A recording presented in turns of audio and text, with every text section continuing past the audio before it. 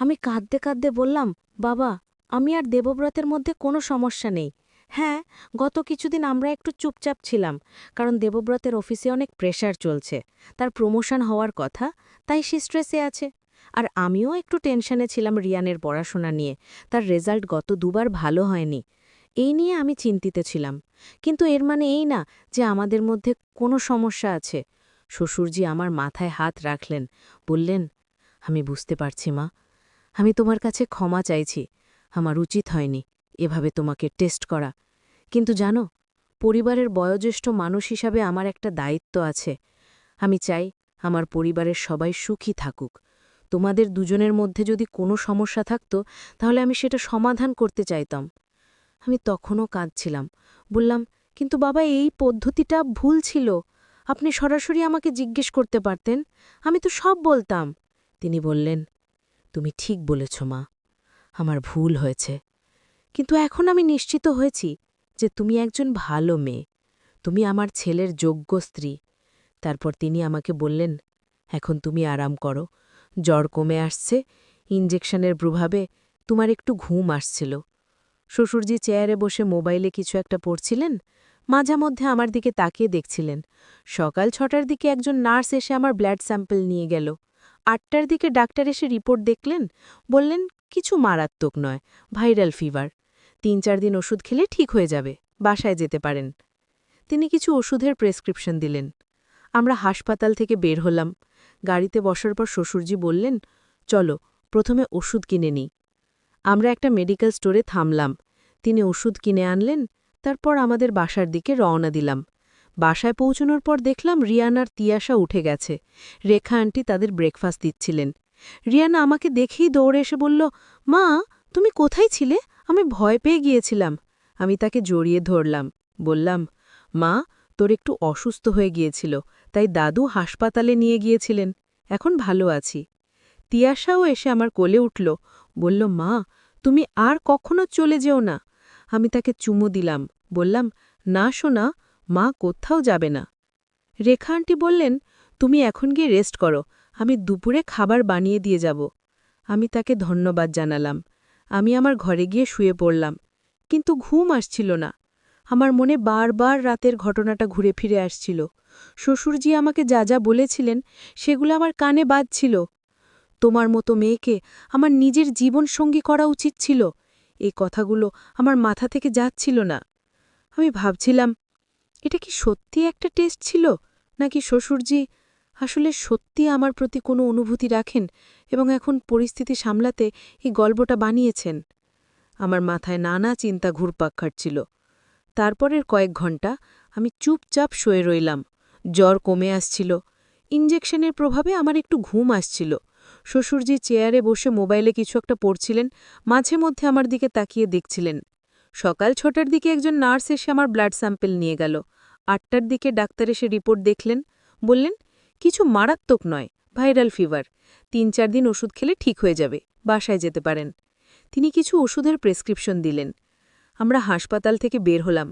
গাড়িতে বসার পর শ্বশুরজি বললেন, চলো প্রথমে ওষুধ কিনে নিই। আমরা একটা মেডিকেল স্টোরে থামলাম। তিনি ওষুধ কিনে আনলেন। তারপর আমাদের বাসার দিকে রওনা দিলাম। বাসায় পৌঁছানোর পর দেখলাম রিয়ান আর তিয়াশা উঠে গেছে। রেখা আন্টি তাদের ব্রেকফাস্ট দিচ্ছিলেন। রিয়ান আমাকে দেখেই দৌড়ে এসে বলল, মা, তুমি কোথায় ছিলে? আমি ভয় পেয়ে গিয়েছিলাম। আমি তাকে জড়িয়ে ধরলাম, বললাম, মা, তোর একটু অসুস্থ হয়ে গিয়েছিল, তাই দাদু হাসপাতালে নিয়ে গিয়েছিলেন। এখন ভালো আছি। তিয়াশাও এসে আমার কোলে উঠল, বলল, মা, তুমি আর কখনো চলে যেও না।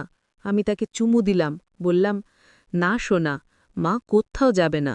রেখা আন্টি বললেন, তুমি এখন গিয়ে রেস্ট করো, আমি দুপুরে খাবার বানিয়ে দিয়ে যাব। আমি তাকে ধন্যবাদ জানালাম। আমি আমার ঘরে গিয়ে শুয়ে পড়লাম, কিন্তু ঘুম আসছিল না।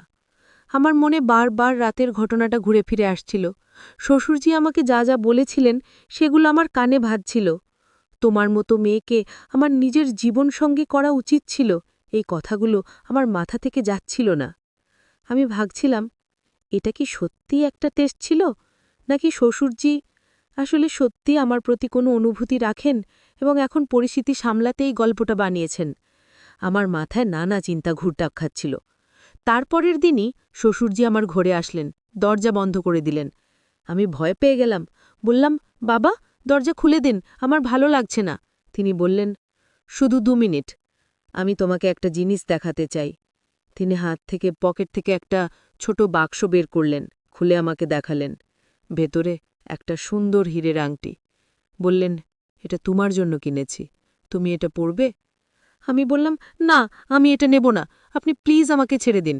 তিনি আমার কাছে এগিয়ে এলেন, বললেন, তুমি কেন বুঝছো না আমি তোমাকে কতটা ভালোবাসি? আমি তোমার কাছে সত্যি কথা বলতে চাই, আমার মনের কথা। আমি তোমায় ছাড়া বাঁচতে পারবো না। আমি তার হাত ছাড়িয়ে নিলাম, উঠে দাঁড়ালাম। বললাম, বাবা, আপনার জ্ঞান আছে তো? আমি আপনার ছেলের স্ত্রী, আপনার বৌমা। আপনি এসব কি বলছেন? তিনি উঠে দাঁড়ালেন, বললেন, আমি জানি এটা ভুল, কিন্তু ভালোবাসা কি নিয়ম মানে? আমি তোমাকে সত্যি ভালোবাসি, মা। আমি রেগে গিয়ে বললাম, থামুন, আর একটা কথাও বলবেন না আপনি। আমি দেবব্রতকে সব বলে দেব। তিনি হাসলেন, বললেন, বলো, কিন্তু দেবব্রত কি তোমাকে বিশ্বাস করবে? সে জানে আমি কখনো এমন কিছু করতে পারি না। সে ভাববে তুমি মিথ্যা বলছো আমার সম্পর্কে। আমার মাথায় রক্ত উঠে গেল। আমি চিৎকার করতে যাইছিলাম, কিন্তু তিনি আমার মুখে হাত দিয়ে বললেন, চিৎকার করো না, বাচ্চারা শুনবে, তারপর সবাই জানবে, তোমার পরিবার ভেঙে যাবে। তুমি কি তা চাও? আমি তার হাত সরিয়ে দিলাম, চোখে জল নিয়ে বললাম, আপনি আমার কাছ থেকে কি চান? তিনি আমার গালে হাত বুলালেন, বললেন, তুমি আমার হও, আমি তোমাকে সুখী লাগব। দেবব্রত তোমার যত্ন নেয় না, সে সারাদিন অফিসে থাকে, তুমি একা একা ঘরে বসে থাকো, কিন্তু আমি সারাদিন তোমার সাথে থাকব, তোমার সব ইচ্ছা পূরণ করব। আমি তাকে ধাক্কা দিয়ে সরিয়ে দিলাম, বললাম, আউট, এক্ষুনি আমার ঘর থেকে বেরিয়ে যান, না হলে আমি সত্যি চিৎকার করব। তিনি হাসলেন, বললেন, ঠিক আছে, আজ যাচ্ছি, কিন্তু তুমি ভেবে দেখো, আমার প্রস্তাব এখনও খোলা আছে। এই বলে তিনি ঘর থেকে বেরিয়ে গেলেন। আমি দরজা বন্ধ করে দিলাম আর বিছানায় বসে কাঁদতে লাগলাম। আমার কি করা উচিত? দেবব্রতকে বলবো? কিন্তু শ্বশুরজি ঠিকই বলেছেন, দেবব্রত হয়তো বিশ্বাস করবে না। সে তার বাবাকে খুব সম্মান করে, আর যদি বিশ্বাসও করে তাহলে পরিবারে একটা বিশাল কেলেঙ্কারি হবে। আমার বাচ্চারা কি হবে? তারা কিভাবে এসব সামলাবে? সারা রাত আমি ঘুমাতে পারলাম না। পরদিন সকালে দেবব্রত ফিরে এলো। সে আমাকে দেখে বলল, তুমি ঠিক আছো তো? অনেক দুর্বল দেখাচ্ছে। আমি বললাম, হ্যাঁ, একটু দুর্বল লাগছে, জ্বরের কারণে। সে বলল, তুমি আরাম করো, আমি বাচ্চাদের দেখছি। আমি ভাবলাম, এখনই দেবব্রতকে সব বলে দেব। কিন্তু কিভাবে বলবো? কোথা থেকে শুরু করব? আমি মুখ খুললাম, বললাম, দেবব্রত, তোমাকে একটা কথা বলতে হবে। সে বলল, হ্যাঁ, বলো। আমি বললাম, আসলে, কিন্তু ঠিক তখনই শ্বশুরজি ঘরে ঢুকলেন। তিনি বললেন, দেবব্রত, তুমি এসে গেছো? কেমন ছিল বিয়ে? দেবব্রত তার বাবার সাথে কথা বলতে লাগল। আমার কথা আর বলা হলো না। পরের কয়েকদিন আমি শ্বশুরজির কাছ থেকে দূরে থাকার চেষ্টা করলাম, কিন্তু তিনি মাঝে মধ্যে আমার ঘরে এসে পড়তেন, কখনো কোনো অজুহাতে, কখনো বা ও কারণে। প্রতিবার তিনি আমাকে তার ভালোবাসার কথা বলতেন। আমি তাকে বারবার থামাতাম, কিন্তু তিনি থামতেন না। একদিন দুপুরে দেবব্রত অফিসে, বাচ্চারা স্কুলে, আমি ঘরে একা ছিলাম।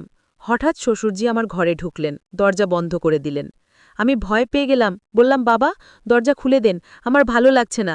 তিনি বললেন, শুধু 2 মিনিট, আমি তোমাকে একটা জিনিস দেখাতে চাই। তিনি তার পকেট থেকে একটা ছোট বাক্স বের করলেন, খুলে আমাকে দেখালেন। ভেতরে একটা সুন্দর হীরের আংটি। বললেন, এটা তোমার জন্য কিনেছি, তুমি এটা পরবে? আমি বললাম, না, আমি এটা নেব না, আপনি প্লিজ আমাকে ছেড়ে দেন। তিনি আমার কাছে এগিয়ে এলেন, বললেন, তুমি কেন বুঝছো না আমি তোমাকে কতটা ভালোবাসি? আমি তোমার কাছে সত্যি কথা বলতে চাই, আমার মনের কথা। আমি তোমার ছাড়া বাঁচতে পারবো না। আমি তার হাত ছাড়িয়ে নিলাম, উঠে দাঁড়ালাম। বললাম, বাবা, আপনি আমার বৌমা, আপনি এসব কি বলছেন? তিনি উঠে দাঁড়ালেন, বললেন, এটাও ভুল, সমাজ এটাও মেনে নেবে না। আমি বুঝতে পারছি, আমি আর এখন তোমাকে জোর করব না। আমি চলে যাচ্ছি, আমি বোঝাতেই পারছি না তোমাকে, আমি সত্যি কথা বলছি। আমি যাচ্ছি, এই বলে তিনি ঘর থেকে বেরিয়ে গেলেন। আমি ভেতরে দরজা বন্ধ করে কাঁদতে লাগলাম। আমি সারা রাত ঘুমাতে পারলাম না। পরের দিন সকালে দেবব্রত ফিরে এলো। সে আমাকে দেখে বলল, তুমি ঠিক আছো তো? অনেক দুর্বল দেখাচ্ছে। আমি বললাম, হ্যাঁ, একটু দুর্বল লাগছে, জ্বরের কারণে। সে বলল, তুমি আরাম করো, আমি বাচ্চাদের দেখছি। আমি ভাবলাম, এখনই দেবব্রতকে সব বলে দেব, কিন্তু কিভাবে বলবো, কোথা থেকে শুরু করব? আমি মুখ খুললাম, বললাম, দেবব্রত, তোমাকে একটা কথা বলতে হবে। সে বলল, হ্যাঁ বলো। আমি বললাম, আসলে। কিন্তু ঠিক তখনই শ্বশুরজি ঘরে ঢুকলেন। তিনি বললেন, দেবব্রত, তুমি এসে গেছো? কখন এলে? আমি সব শুনেছি। আপনি কি বলছিলেন? আপনি আমার স্ত্রীকে নিয়ে পালাতে চাইছেন? শ্বশুরজি চমকে গেলেন, বলেন, দেবব্রত, তুমি কখন এলে? আমি সব শুনেছি। আপনি আমার স্ত্রীকে কি বলছিলেন? আপনি তাকে নিয়ে পালাতে চাইছেন? শ্বশুরজি বললেন, দেবব্রত, তুমি ভুল বুঝছ। আমি। দেবব্রত চিৎকার করে বলল, আমি কিছুই ভুল বুঝিনি, আমি সব ঠিকই বুঝেছি। আপনি আমার বাবা, আমার শ্রদ্ধের পাত্র, কিন্তু আপনি এমন কাজ করছেন। আমার ছেলের স্ত্রীকে নিয়ে পালাতে যাবেন, আমার ছেলের জীবন নষ্ট করবেন, আমাকে ত্যাগ করে তোমাকে নিয়ে নতুন জীবন শুরু করবেন। আমি। বাইরে বজ্রপাতের আলোয় ঘর মাঝে মাঝে আলোকিত হচ্ছিল। সেই আলোতে আমি শ্বশুরজির মুখ দেখতে পাচ্ছিলাম। তার চোখে একটা অদ্ভুত ভাব। তিনি আলো একটু কাছে সরে এলেন। বললেন, তুমি কি জানো, এই ঘরে আমার অনেক স্মৃতি আছে। আমি চুপচাপ শুনছিলাম। তিনি বললেন, এই ঘরটা আসলে আমার বন্ধুর ছিল। সে এখন নেই, অনেক বছর আগে মারা গেছে। আমি যখন যুবক ছিলাম তখন এখানে আমি প্রথম প্রেম করতে শিখেছিলাম। আমি অবাক হয়ে তার দিকে তাকালাম। তিনি হাসলেন, বললেন, হ্যাঁ, তুমি ঠিকই শুনেছ। আমার বয়স তখন ২৩ ছিল। আমি এক মেয়েকে ভালোবেসেছিলাম। তার নাম ছিল মালতী। সে আমার দূরসম্পর্কের কাকাতো বোন ছিল। আমরা দুজনেই একে অপরকে পছন্দ করতাম, কিন্তু আমার বাবা মা রাজি হয়নি। তারা বলেছিল যে আমাকে শহরে গিয়ে চাকরি করতে হবে, গ্রামের মেয়েকে বিয়ে করা যাবে না। তিনি একটু থামলেন, তারপর আবার বললেন, মালতী এই ঘরে আসত। আমরা এখানে লুকিয়ে দেখা করতাম। এই খাটেই বসে আমরা ঘণ্টার পর ঘণ্টা কথা বলতাম, স্বপ্ন দেখতাম একসাথে জীবন কাটানোর। আমি শুনছিলাম, কিন্তু একটা অদ্ভুত অনুভূতি হচ্ছিল। শ্বশুরজি এই কথাগুলো আমাকে কেন বলছেন? তিনি চুপ করলেন কিছুক্ষণ।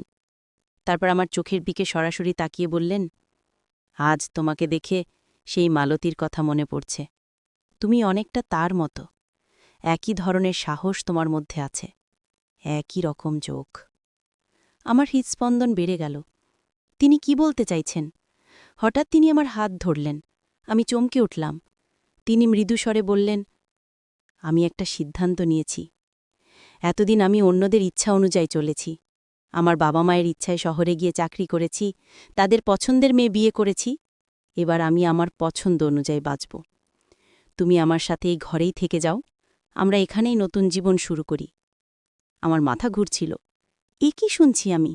আমি হাত ছাড়াতে চেষ্টা করলাম, কিন্তু তিনি শক্ত করে ধরে রাখলেন। বললেন, আমি সিরিয়াস। আমার কাছে অনেক টাকা আছে, ব্যাংকে জমানো আছে। এই গ্রামেই আমরা সুখে থাকব। তুমি আমার বউ হবে, কেউ জানবে না। সবাই ভাববে আমরা নিখোঁজ হয়ে গেছি। আমার মনের ভেতর হঠাৎ একটা বন্য স্বপ্ন তৈরি হলো। এই নির্জন গ্রামে নতুন জীবন, কোনো দায়িত্ব নেই, কোনো বাধা নেই। মনে মনে একটা অদ্ভুত রোমাঞ্চ অনুভব করলাম, কিন্তু মুখে বললাম, বাবা, আপনি কি বলছেন বুঝতে পারছেন? এটা তো সম্পূর্ণ অসম্ভব। আমার স্বামী আছে, বাচ্চা আছে। শ্বশুরজি মৃদু হাসলেন, বললেন, তুমি কি সত্যি সুখী ওই জীবনে? প্রতিদিন একই রুটিন, সকালে রান্না, বাচ্চাদের দেখভাল, রাতে ঘুম। এটা কি জীবন, নাকি শুধু বেঁচে থাকা? আমি স্তব্ধ হয়ে গেলাম। সত্যি তো, আমি কি সুখী? কখনো তো ভেবে দেখিনি। হঠাৎ আমার মনে হলো, শ্বশুরজি ঠিকই বলছেন। একটা নতুন জীবন, কোনো সমাজের চাপ নেই, কোনো বিচার নেই। আমি ভাবতে শুরু করলাম। আর ঠিক তখনই বাইরে থেকে একটা জোরে চিৎকার শোনা গেল, বাবা, অপূর্বা, তোমরা কোথায়? আমি চমকে উঠলাম। এ তো দেবাশিসের গলা। আমার স্বামী এখানে কিভাবে? শ্বশুরজি আমার হাত ছেড়ে দিলেন, উঠে গেলেন, বললেন, দেবাশিস এসে গেছে মনে হয়। আমি হঠাৎ বুঝতে পারলাম পুরো ব্যাপারটা কি ছিল। শ্বশুরজি আমাকে পরীক্ষা করছিলেন। তিনি দেখতে চাইছিলেন আমি কতটা বিশ্বস্ত, কতটা সৎ। দরজা খুলে বাইরে বেরোতেই দেখলাম দেবাশিস ছাতা হাতে দাঁড়িয়ে আছে। তার সাথে রিয়া, তানবীর আর অয়ানও এসছে।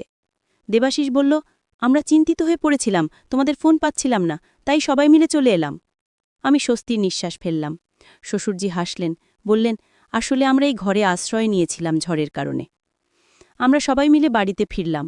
পরে সন্ধ্যায় যখন সবাই নিজের নিজের কাজে ব্যস্ত, তখন শ্বশুরজি আমাকে ডাকলেন, বললেন, অপূর্বা, আমি তোমার কাছে ক্ষমা চাইছি। আমি তোমাকে পরীক্ষা করছিলাম। আমি হতবাক হয়ে বললাম, পরীক্ষা? কিসের পরীক্ষা? তিনি বললেন, আসলে আমার সম্পত্তির ব্যাপারে একটা সিদ্ধান্ত নিতে হচ্ছিল। আমার এই গ্রামের বাড়ি, জমিজমা সব কার নামে লিখে দেব সেটা ঠিক করছিলাম। দেবাশিস আমার ছেলে, কিন্তু সে সবসময় অফিসে ব্যস্ত। আমার নাতিনাতনিরাও নিজেদের নিয়ে ব্যস্ত। কিন্তু তুমি আমার সাথে এসছিলে, তুমি আমার যত্ন নিয়েছ, তাই আমি দেখতে চেয়েছিলাম তুমি কতটা লোভী নাকি সত্যি একজন ভালো মানুষ। আমি অবাক হয়ে শুনছিলাম। তিনি বললেন, আমি ইচ্ছা করেই তোমার সামনে সেই প্রস্তাব রেখেছিলাম। যদি তুমি রাজি হতে, তাহলে বুঝতাম তুমি শুধু টাকার জন্যই আমার যত্ন করো। কিন্তু তুমি প্রত্যাখ্যান করেছ।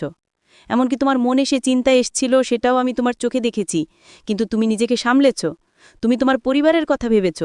এটাই প্রমাণ করে তুমি একজন সৎ এবং বিশ্বস্ত মানুষ। আমার চোখে জল এসে গেল। আমি বললাম, বাবা, আপনি এভাবে আমাকে পরীক্ষা করলেন? তিনি মৃদু হাসলেন, বললেন, ক্ষমা করো, কিন্তু এটা জরুরি ছিল। এখন আমি নিশ্চিত যে আমার সম্পত্তি তোমার হাতে দিলে তুমি সেটা সঠিকভাবে রক্ষা করবে এবং পরিবারের জন্য ব্যবহার করবে। আমি স্তব্ধ হয়ে রইলাম। তিনি বললেন, আমি আমার উইলে লিখে দিয়েছি যে এই গ্রামের সমস্ত সম্পত্তি তোমার নামে থাকবে। তুমি চাইলে এটা বিক্রি করতে পারো অথবা রেখে দিতে পারো, কিন্তু এটা শুধু তোমার। আমি বললাম, না বাবা, এটা দেবাশিসের প্রাপ্য, আমি নিতে পারবো না। তিনি বললেন, দেবাশিস আমার শহরের ফ্ল্যাট এবং অন্যান্য সম্পত্তি পাবে। এটা তোমার। আর না বলো, এটা আমার সিদ্ধান্ত। আমি আর কিছু বলতে পারলাম না, শুধু তার পা ছুঁয়ে প্রণাম করলাম। কিন্তু গল্প এখানে শেষ নয়, আসল রহস্য তো এখনও বাকি। বাইরে বজ্রপাতের আলোয় ঘর মাঝে মাঝে আলোকিত হচ্ছিল। সেই আলোতে আমি শ্বশুরজির মুখ দেখতে পাচ্ছিলাম। তার চোখে একটা অদ্ভুত ভাব।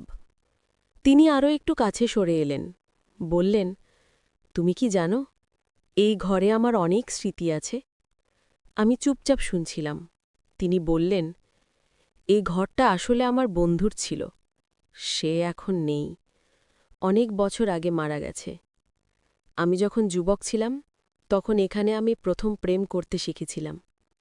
আমি অবাক হয়ে তার দিকে তাকালাম। তিনি হাসলেন, বললেন, হ্যাঁ, তুমি ঠিকই শুনেছ।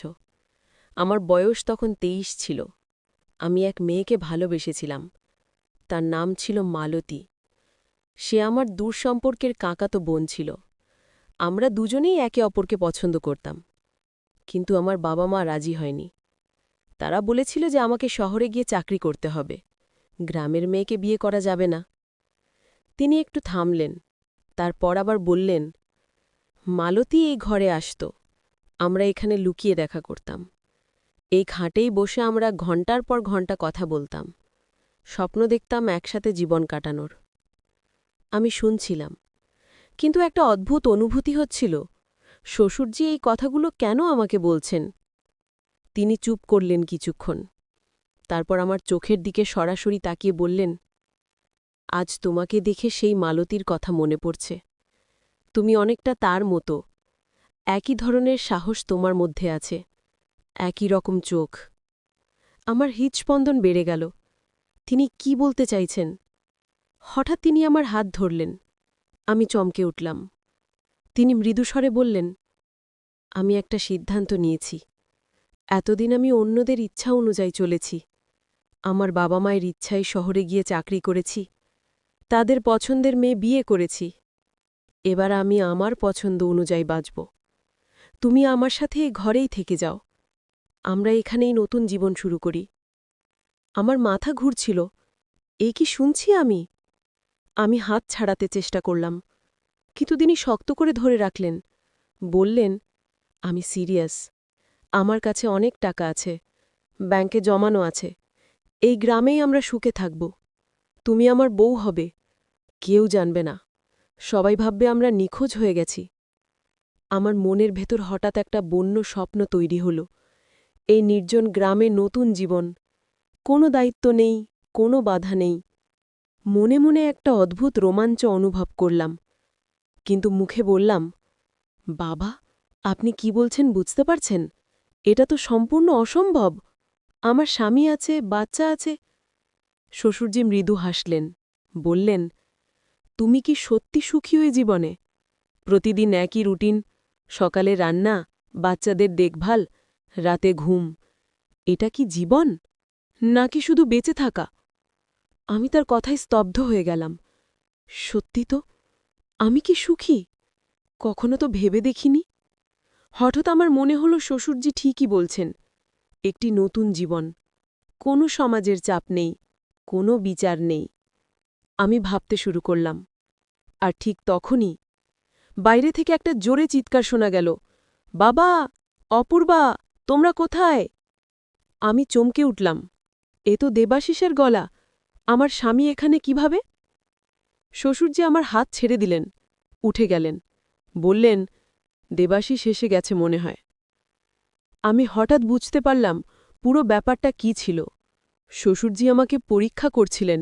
তিনি দেখতে চাইছিলেন আমি কতটা বিশ্বস্ত, কতটা সৎ। দরজা খুলে বাইরে বেরোতেই দেখলাম দেবাশিস ছাতা হাতে দাঁড়িয়ে আছে। তার সাথে রিয়া, তানভীর আর অয়নও এসেছে। দেবাশিস বলল, আমরা চিন্তিত হয়ে পড়েছিলাম, তোমাদের ফোন পাচ্ছিলাম না, তাই সবাই মিলে চলে এলাম। আমি স্বস্তির নিঃশ্বাস ফেললাম। শ্বশুরজি হাসলেন, বললেন, আসলে আমরা এই ঘরে আশ্রয় নিয়েছিলাম ঝড়ের কারণে। আমরা সবাই মিলে বাড়িতে ফিরলাম। পরে সন্ধ্যায় যখন সবাই নিজে নিজের কাজে ব্যস্ত, তখন শ্বশুরজি আমাকে ডাকলেন, বললেন, অপূর্বা, আমি তোমার কাছে ক্ষমা চাইছি। আমি তোমাকে পরীক্ষা করছিলাম। আমি অবাক হয়ে বললাম, পরীক্ষা? কিসের পরীক্ষা? তিনি বললেন, আসলে আমার সম্পত্তির ব্যাপারে একটা সিদ্ধান্ত নিতে হচ্ছিল। আমার এই গ্রামের বাড়ি, জমিজমা সব কার নামে লিখে দেব সেটা ঠিক করছিলাম। দেবাশিস আমার ছেলে, কিন্তু সে সবসময় অফিসে ব্যস্ত, আমার নাতিনাতনিরাও নিজেদের নিয়ে ব্যস্ত। কিন্তু তুমি আমার সাথে এসেছিলে, তুমি আমার যত্ন নিয়েছ। তাই আমি দেখতে চেয়েছিলাম তুমি কতটা লোভী নাকি সত্যি একজন ভালো মানুষ। আমি অবাক হয়ে শুনছিলাম। তিনি বললেন, আমি ইচ্ছা করেই তোমার সামনে সেই প্রস্তাব রেখেছিলাম। যদি তুমি রাজি হতে, তাহলে বুঝতাম তুমি শুধু টাকার জন্যেই আমার যত্ন করো। কিন্তু তুমি প্রত্যাখ্যান করেছ। এমনকি তোমার মনে সেই চিন্তা এসেছিল, সেটাও আমি তোমার চোখে দেখেছি। কিন্তু তুমি নিজেকে সামলেছ, তুমি তোমার পরিবারের কথা ভেবেছ। এটাই প্রমাণ করে যে তুমি একজন সৎ এবং বিশ্বস্ত মানুষ। আমার চোখে জল এসে গেল। আমি বললাম, বাবা, আপনি এভাবে আমাকে পরীক্ষা করলেন? তিনি মৃদু হাসলেন, বললেন, ক্ষমা করো, কিন্তু এটা জরুরি ছিল। এখন আমি নিশ্চিত যে আমার সম্পত্তি তোমার হাতে দিলে তুমি সেটা সঠিকভাবে রক্ষা করবে এবং পরিবারের জন্য ব্যবহার করবে। আমি স্তব্ধ হয়ে রইলাম। তিনি বললেন, আমি আমার উইলে লিখে দিয়েছি যে এই গ্রামের সমস্ত সম্পত্তি তোমার নামে থাকবে। তুমি চাইলে এটা বিক্রি করতে পারো অথবা রেখে দিতে পারো, কিন্তু এটা শুধু তোমার। আমি বললাম, না বাবা, এটা দেবাশিসের প্রাপ্য, আমি নিতে পারব না। তিনি বললেন, দেবাশিস আমার শহরের ফ্ল্যাট এবং অন্যান্য সম্পত্তি পাবে। এটা তোমার। আর না বলো, এটা আমার সিদ্ধান্ত। আমি আর কিছু বলতে পারলাম না, শুধু তার পা ছুঁয়ে প্রণাম করলাম। কিন্তু গল্প এখানে শেষ নয়, আসল রহস্য তো এখনও বাকি। তুমি যদি নিহারবাবুর সম্পত্তির আসল রহস্য জানতে চাও, তাহলে আবার শালবনপুর গ্রামে এসো। কিন্তু এবার একা এসো। পূর্ণিমার রাতে এসো। মন্দিরে তোমার জন্য একটা চমক অপেক্ষা করছে। মালতী। আমি অবাক হলাম। মালতী আমাকে আবার ডাকছেন কেন? কি রহস্য লুকিয়ে আছে? আমি সিদ্ধান্ত নিলাম যাব, কিন্তু পরিবারকে কি বলবো? আমি একটা অজুহাত খুঁজে বের করলাম। বললাম যে আমার এক স্কুলের বন্ধু বীরভূমে থাকে, সে অসুস্থ, আমি তাকে দেখতে যাব। পূর্ণিমার রাতে আমি একা ট্রেনে চড়ে বসলাম। বোলপুর নেমে বাস ধরলাম। সন্ধ্যের মধ্যে শালবনপুর পৌঁছে গেলাম। অরুণাদির বাড়িতে গিয়ে আমি থাকার ব্যবস্থা করলাম। তিনি খুব খুশি হলেন আমাকে দেখে। রাতে খাওয়া দাওয়ার পর আমি বললাম যে মন্দিরে একবার যাব। অরুণাদি বললেন, এত রাতে? পূর্ণিমা তো, কিন্তু একা যাবে নাকি? আমি বললাম, হ্যাঁ, আমি একটা মানত করেছি, পূর্ণিমার রাতে মন্দিরে প্রদীপ জ্বালাবো। তিনি মাথা নাড়লেন। আমি বেরিয়ে পড়লাম। পূর্ণিমার উজ্জ্বল আলোতে চারপাশ একদম স্পষ্ট দেখা যাচ্ছিল।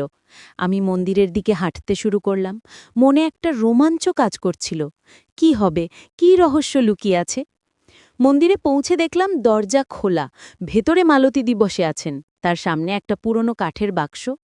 আমাকে দেখে তিনি হাসলেন, বললেন, এসো অপূর্বা, আমি জানতাম তুমি আসবে। আমি ভেতরে ঢুকে তার সামনে বসলাম। তিনি সেই বাক্সটা আমার দিকে এগিয়ে দিলেন, বললেন, এটা খোলো। আমি কাঁপতে কাঁপতে বাক্সটা খুললাম। ভেতরে অনেকগুলো পুরনো কাগজ, কিছু ছবি এবং একটা ডায়েরি।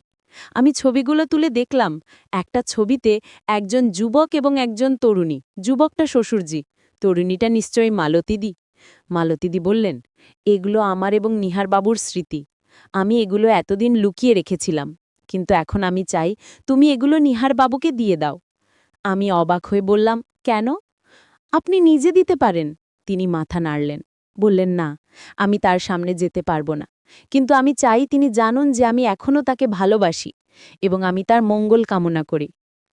আমি ডায়েরিটা খুলে পড়তে শুরু করলাম। প্রতিটা পাতায় মালতীদির হাতের লেখা। তিনি প্রতিদিন তার অনুভূতি লিখতেন।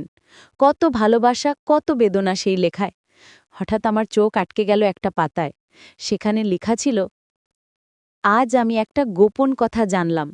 নিহারবাবুর ঠাকুরদা এই মন্দিরের নিচে একটা গুপ্তধন লুকিয়ে রেখেছিলেন। সেই ধন খুঁজে পাওয়ার একটা মানচিত্র আছে।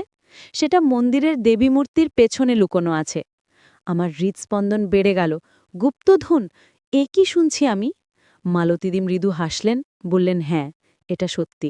নিহারবাবুর ঠাকুরদা অনেক ধনী ছিলেন। তিনি তার সম্পদ এই মন্দিরের নিচে লুকিয়ে রেখেছিলেন, কিন্তু কেউ জানত না কোথায়। শুধু একটা মানচিত্র রেখে গিয়েছিলেন। আমি উত্তেজিত হয়ে বললাম, তাহলে আমরা সেই মানচিত্র খুঁজে বের করি। মালতীদি বললেন, হ্যাঁ, চলো। আমরা দুজনে দেবী মূর্তির কাছে গেলাম। মালতীদি মূর্তিটা সামান্য নাড়ালেন। পেছন থেকে একটা ছোট্ট খাঁজ দেখা গেল। সেখান থেকে তিনি একটা পুরনো চামড়ার ব্যাগ বের করলেন। ব্যাগ খুলে দেখলাম একটা পুরনো মানচিত্র। মানচিত্রটা খুলে আমরা দেখলাম সেখানে এই মন্দিরের একটা নকশা আঁকা আছে, আর একটা চিহ্ন দেওয়া আছে মন্দিরের পূর্ব কোণে। লেখা আছে, এখানে খোড়ো। আমরা দুজনে উত্তেজিত হয়ে মন্দিরের পূর্ব কোণে গেলাম। সেখানে মেঝেতে কিছু পাথর পাতা। মালতীদি বললেন, এই পাথরগুলো সরাতে হবে। আমরা দুজনে মিলে পাথরগুলো সরাতে শুরু করলাম। কিছুক্ষণ পর একটা পাথর সরাতেই নিচে একটা গর্ত দেখা গেল। সেখান থেকে একটা লোহার বাক্স বের করলাম। বাক্সটা খুলতে গিয়ে দেখলাম তালা লাগানো। মালতীদি বললেন, চাবি হয়তো সেই ডায়েরিতে কোথাও লুকোনো আছে। আমরা ডায়েরিটা আবার দেখতে শুরু করলাম। শেষ পাতায় একটা ছোট্ট পকেট ছিল। সেখান থেকে একটা পুরনো চাবি বের করলাম। চাবিটা বাক্সের তালায় লাগিয়ে ঘোরালাম। তালা খুলে গেল। বাক্স খুলে আমরা দুজনে হতবাক হয়ে গেলাম। ভেতরে অনেকগুলো সোনার অলংকার, মুদ্রা এবং কিছু হীরের গয়না। মালতীদি বললেন, এই সম্পদ নিহার বাবুর, এটা তার প্রাপ্য। তুমি এগুলো তাকে দিয়ে দাও। আমি বললাম, কিন্তু আপনি এতদিন জানতেন, তাহলে নিজে নিলেন না কেন? তিনি মৃদু হাসলেন, বললেন, আমার টাকার দরকার নেই। আমি এখানে সুখেই আছি। কিন্তু নিহারবাবু এই সম্পদ দিয়ে তার পরিবারের মঙ্গল করতে পারবেন। আমার চোখে জল এসে গেল। এত মহান এই মহিলা, এত ত্যাগ! আমি সেই বাক্সটা নিয়ে পরের দিন সকালে কলকাতায় ফিরে এলাম। বাড়িতে এসে শ্বশুরজিকে সব খুলে বললাম, মালতীদির কথা, ডায়েরির কথা, গুপ্তধনের কথা, সব। শ্বশুরজি প্রথমে অবিশ্বাস করলেন, কিন্তু যখন ডায়েরিটা পড়লেন, ছবিগুলো দেখলেন, তখন তার চোখ ভিজে গেল। তিনি বললেন, মালতী বেঁচে আছে? সে আমার জন্য এতদিন অপেক্ষা করেছে? আমি মাথা নাড়লাম। তিনি কিছুক্ষণ চুপচাপ বসে রইলেন। তারপর বললেন, আমি তাকে দেখতে যাব, আমাকে নিয়ে চলো। পরের সপ্তাহে আমি আবার শ্বশুরজিকে নিয়ে শালবনপুর গেলাম। এবার দেবাশিসও আমাদের সাথে ছিল। আমি তাকে পুরো ঘটনা বলেছিলাম। সন্ধ্যায় আমরা মন্দিরে গেলাম। মালতীদি সেখানে বসেছিলেন। শ্বশুরজিকে দেখে তার চোখ বড় বড় হয়ে গেল। তিনি উঠে দাঁড়ালেন। শ্বশুরজি কিছু বলতে যাচ্ছিলেন, কিন্তু মালতীদি হাত তুলে থামিয়ে দিলেন। বললেন, নিহারবাবু, আমি জানি আপনি কি বলতে চান, কিন্তু কোনো কথার দরকার নেই। আমি আমার জীবন বেছে নিয়েছি। আমি এখানে সুখী। আপনিও আপনার পরিবার নিয়ে সুখী থাকুন। শ্বশুরজি বললেন, কিন্তু মালতী, তুমি এতদিন এভাবে একা? মালতীদি মৃদু হাসলেন, বললেন, আমি একা নই। আমার ভগবান আছেন, আর আমার স্মৃতি আছে। সেগুলোই আমার কাছে যথেষ্ট। শ্বশুরজি আর কিছু বলতে পারলেন না, শুধু তার পা ছুঁয়ে প্রণাম করলেন। মালতীদিও তার মাথায় হাত রাখলেন, বললেন, সুখী থাকো নিহার, এটাই আমার প্রার্থনা। আমরা সেদিন ফিরে এলাম। কিন্তু আমার মনে এখনও সেই দৃশ্য গেঁথে আছে। দুই প্রেমিক যারা কখনো একসাথে হতে পারেনি, কিন্তু তবুও একে অপরের মঙ্গল কামনা করে। গুপ্তধনের টাকা দিয়ে শ্বশুরজি সেই গ্রামে একটা স্কুল এবং হাসপাতাল তৈরি করলেন, মালতীদির নামে। তিনি বললেন, যেহেতু মালতী আমার জন্য তার জীবন ত্যাগ করেছে, আমিও তার নামে কিছু করতে চাই। আজ সেই স্কুল এবং হাসপাতাল চালু হয়েছে। গ্রামের শত শত শিশু সেখানে পড়াশোনা করছে। অসুস্থরা বিনামূল্যে চিকিৎসা পাচ্ছে। মালতীদি এখনও সেই মন্দিরে আছেন। আমি মাঝে মাঝে তাকে দেখতে যাই। তিনি আমাকে দেখলে খুব খুশি হন। আমরা ঘণ্টার পর ঘণ্টা কথা বলি। তিনি আমাকে জীবনের অনেক গভীর কথা শেখান। একদিন আমি তাকে জিজ্ঞাসা করেছিলাম, আপনি কি কখনো আফসোস করেন যে আপনার জীবনটা এভাবে কাটল? তিনি মাথা নেড়ে বলেছিলেন, না, আমি আমার জীবন নিয়ে সন্তুষ্ট। আমি যা বেছে নিয়েছিলাম সেটা ছিল আমার সিদ্ধান্ত। আর আমি দেখছি নিহারবাবু সুখী, তার পরিবার সুখী। এটাই আমার সবচেয়ে বড় পুরস্কার। সেদিন আমি বুঝেছিলাম সত্যিকারের ভালোবাসা কি। সেটা হলো অন্যের সুখের জন্য নিজের সুখ ত্যাগ করা। মালতীদি সেই কাজটাই করেছেন। আর সেই ঝড়ের দিনের কুঁড়েঘরের ঘটনা, সেটা ছিল আমার জীবনের সবচেয়ে বড় পরীক্ষা। শ্বশুর যে আমাকে পরীক্ষা করেছিলেন, আর আমি উত্তীর্ণ হয়েছিলাম। কিন্তু সবচেয়ে বড় শিক্ষা আমি পেয়েছিলাম মালতীদির কাছ থেকে। তিনি আমাকে শিখিয়েছেন যে জীবনে ত্যাগ এবং ভালোবাসা সবচেয়ে বড় সম্পদ। আজ যখন আমি আমার পরিবারকে দেখি, আমার স্বামী দেবাশিসকে দেখি, আমার সন্তানদের দেখি, তখন আমার মনে হয় আমি কত ভাগ্যবতী। আমার কাছে সব আছে, কিন্তু মালতীদির কথা মনে হলে আমি বুঝি যে আসল সম্পদ হলো একটা পরিষ্কার বিবেক আর শান্ত মন। সেই গ্রামের বাড়িটা এখন আমার নামে। আমি প্রতি বছর সেখানে যাই, মন্দিরে প্রদীপ জ্বালাই, মালতীদির সাথে কথা বলি। তিনি আমার দ্বিতীয় মা হয়ে উঠেছেন। তার কাছ থেকে আমি জীবনের অনেক মূল্যবান শিক্ষা পেয়েছি। আর শ্বশুরজি, তিনি এখন আরও শান্ত। তিনি বলেন যে মালতীকে আবার দেখে তার মনের একটা বোঝা নেমে গেছে। তিনি জানেন যে মালতী সুখী, সেটাই তার কাছে সবচেয়ে বড় স্বস্তি। এই হলো আমার গল্প, একটা রহস্যময়, রোমাঞ্চকর এবং অ্যাডভেঞ্চারপূর্ণ গল্প, যেখানে আছে পরীক্ষা, আছে ত্যাগ, আছে ভালোবাসা, আর আছে এক গুপ্ত ধনের রহস্য। কিন্তু সবচেয়ে বড় ধন যেটা আমি পেয়েছি, সেটা হলো জীবনের শিক্ষা। আজ আমি যখন আমার পরিবারকে দেখি, আমার স্বামী দেবাশিসকে দেখি, আমার সন্তানদের দেখি, তখন আমার মনে হয় আমি কত ভাগ্যবতী। আমার কাছে সব আছে, কিন্তু মালতীদির কথা মনে হলে আমি বুঝি যে আসল সম্পদ হলো একটা পরিষ্কার বিবেক আর শান্ত মন। সেই গ্রামের বাড়িটা এখন আমার নামে। আমি প্রতি বছর সেখানে যাই, মন্দিরে প্রদীপ জ্বালাই, মালতীদির সাথে কথা বলি। তিনি আমার দ্বিতীয় মা হয়ে উঠেছেন। তার কাছ থেকে আমি জীবনের অনেক মূল্যবান শিক্ষা পেয়েছি। আর শ্বশুরজি, তিনি এখন আরও শান্ত। তিনি বলেন যে মালতীকে আবার দেখে তার মনের একটা বোঝা নেমে গেছে। তিনি জানেন যে মালতী সুখী, সেটাই তার কাছে সবচেয়ে বড় স্বস্তি।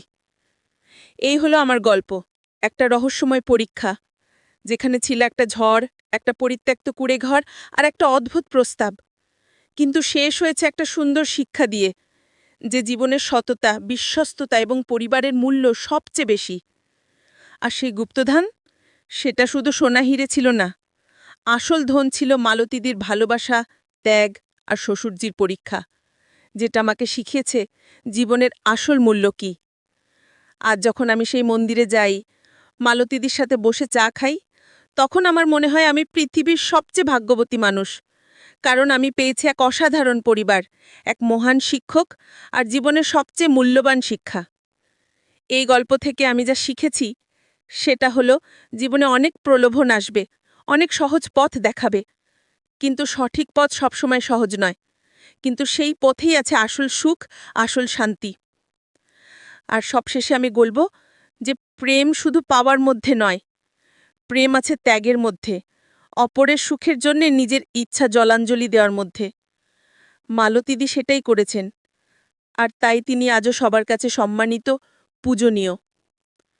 এই ছিল আমার গল্প, একটা সাধারণ ঘটনা থেকে শুরু হওয়া এক অসাধারণ অভিজ্ঞতা, যেখানে ছিল রহস্য, রোমাঞ্চ, অ্যাডভেঞ্চার, প্রেম, ত্যাগ আর সবচেয়ে বড় কথা, জীবনের মূল্যবান শিক্ষা। আপনারা সবাই ভালো থাকবেন, সুস্থ থাকবেন। আর হ্যাঁ, যদি কখনো শালবনপুর গ্রামে যান, সেই মন্দিরে একবার প্রদীপ জ্বালিয়ে আসবেন। মালতীদির জন্য প্রার্থনা করবেন। তিনি সত্যিই এক মহান মানুষ। আর আমার এই অভিজ্ঞতা থেকে একটা কথাই বলবো, জীবনে পরীক্ষা আসবেই, কিন্তু সেই পরীক্ষায় টিকে থাকার জন্যে দরকার শক্ত মনোবল আর সদ্বিবেক। সেটা থাকলে যে কোনো পরীক্ষায় উত্তীর্ণ হওয়া সম্ভব। এই আমার গল্প, অপূর্বা সেনগুপ্তের গল্প। একজন সাধারণ গৃহিণীর অসাধারণ অভিজ্ঞতা, যেখানে ছিল সবকিছু: রোমাঞ্চ, রহস্য, অ্যাডভেঞ্চার, প্রেম, ত্যাগ, আর সবচেয়ে বড় কথা, জীবনের মূল্যবান শিক্ষা। আপনারা সবাই ভালো থাকবেন, সুস্থ থাকবেন। আর মনে রাখবেন, জীবন একটাই, সেটা সততা আর বিশ্বস্ততার সাথে কাটান। তাহলেই আসল সুখ পাবেন। ধন্যবাদ সবাইকে আমার গল্প শোনার জন্যে। আশা করি আপনারা সবাই ভালো থাকবেন, সুস্থ থাকবেন। আর হ্যাঁ, যদি কখনো শালবনপুর গ্রামে যান, সেই মন্দিরে একবার প্রদীপ জ্বালিয়ে আসবেন। মালতীদির জন্য প্রার্থনা করবেন। তিনি সত্যিই এক মহান মানুষ। আর আমার এই অভিজ্ঞতা থেকে একটা কথাই বলবো, জীবনে পরীক্ষা আসবেই, কিন্তু সেই পরীক্ষায় টিকে থাকার জন্যে দরকার শক্ত মনোবল আর সদ্বিবেক। সেটা থাকলে যে কোনো পরীক্ষায় উত্তীর্ণ হওয়া সম্ভব। এই আমার গল্প, অপূর্বা সেনগুপ্তের গল্প।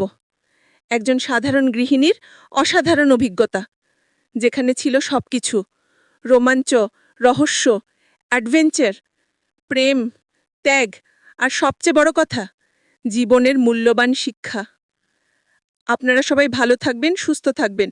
আর মনে রাখবেন, জীবন একটাই, সেটা সততা আর বিশ্বস্ততার সাথে কাটান। তাহলেই আসল সুখ পাবেন। ধন্যবাদ।